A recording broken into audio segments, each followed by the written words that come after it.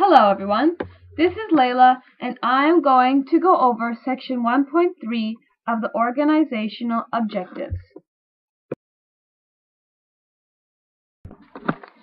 Part 1 for Unit 1.3, Learning Objectives, begins with the importance of objectives in managing an organization.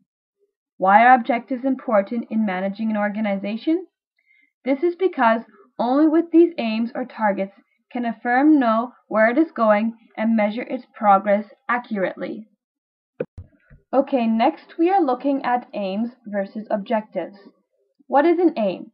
The aims of a firm are its strategy, and we get tactical objectives from the strategies. So that stakeholders know where the business seeks to be, firms need aims. But before any strategic aim can be secured, there has to be a goal of survival. Long-term aims are when the organization is looking into the future, setting plans over a period of 1 to 5 years. After you have passed the first goal, which is survival, then you should develop strategic aims. What is an objective? An objective is derived from the firm's aims. They are used to give a target and act as a motivator for employees. They help enforce decision-making as well. To do so, a business will consider long-term and short-term objectives. Long-term is future planning, usually 1 to 5 years in advance, and short-term is much closer.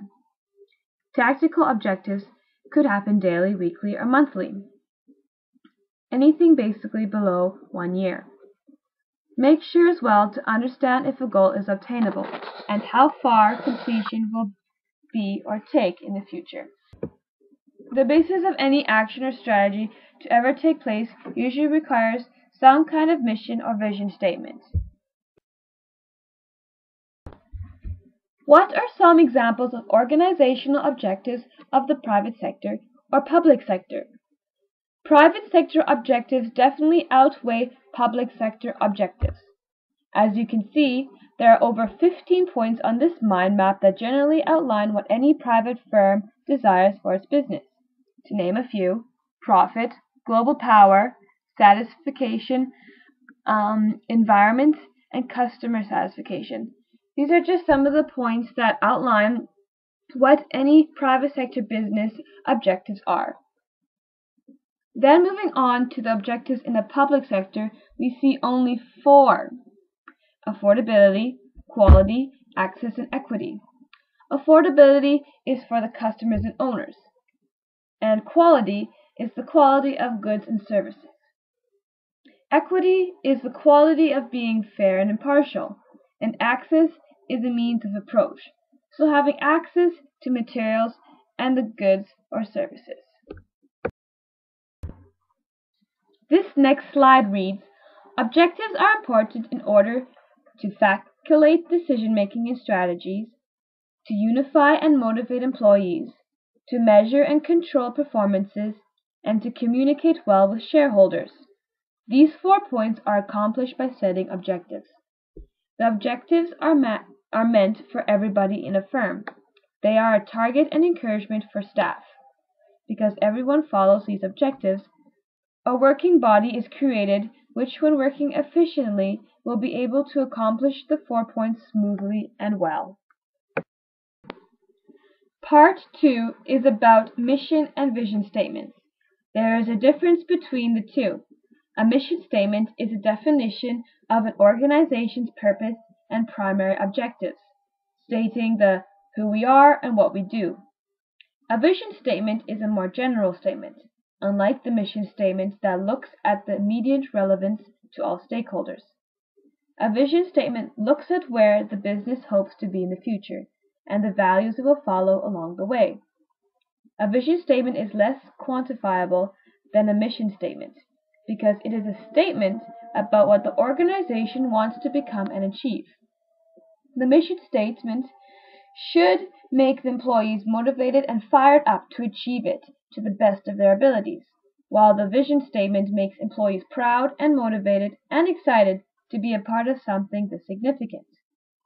It should stretch the organization's capabilities and shape the direction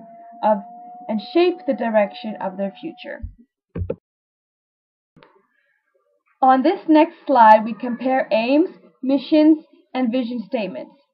Aims are used to help create an organization's mission and vision statements, especially mission statements, since vision statements are more long-term. The mission statement uses the aims to inform, guide, give details, and state what the organization is all about. The mission statement helps to guide the behavior of employees and inform investors or stakeholders of their aim and visions. It usually meticulously describes the purpose and gives many details. The vision statement is much simpler, but similar nonetheless. Now on to part 3. Strategies and tactics are forms of objectives. A strategy in an organization is a long-term plan describing how the business will achieve its corporate objectives. So, strategic objectives are long-term goals. They relate mostly to certain business objectives. Some examples are market share, profitability, and asset value. A tactic in a business are the short-term activities made out daily to implement the business strategy. There is the possibility of set checkpoints if performance of business can be measured against the success criteria.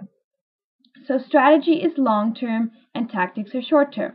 Both are built on each other with objectives to meet a criteria in the future.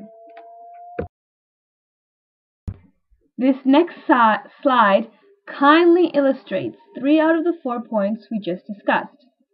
First, it begins with aims. Aims are what any business or organization wants or strives to get. Secondly, after aims we see objectives, which is what an organization needs to achieve to get what they want for their business. Thirdly, we see strategy. These are the actions used by an organization to meet its objectives in the long run. Then lastly, we see tactics. This is a short-term action that helps to achieve strategy. These 4 points all build on each other to create the perfect functioning organization. And again on this slide, it shows the 4 keys to a business, except with setting and achieving. By setting aims, we can create objectives, make strategies, and work out tactics that help to achieve a future goal. All 4 points work together to create a well-working business or organization. Lastly, this graph is a hierarchy of objectives, with the most important at the top. At the top, we see aims. This is the most important because these aims are meant for the interest of the stockholders. These aims can be considered the mission or vision statement of the organization or business. Underneath aims, you find the corporate objectives, which, like it says, are the goals of the whole organization. They are developed out of the mission statement or vision statement. An example of a corporate objective as read can be to increase profits of all divisions by 10% per year. Underneath this are the divisional objectives, or the strategic objectives, which are long-term goals usually ranging from 1 to 5 years. An example reads, within one region, to increase market share by 10% and cut expenses by 5%. This is a long-term goal in one part of an organization or a business that has made a goal to increase the market share and to cut expenses. Then moving on, we have the departmental objectives or tactics. These are short-term measures that are adopted to deal with immediate opportunities or threats. Another example is the market or finance issues. Then at the very bottom you see individual targets, which are operational. They may seem insignificant but still are important to the overall running of an organization. And again on the side, it gives a nice example in the marketing department. 1 is to increase sales by an average of 5% per client, and 2, to introduce 5 more clients to the business each year.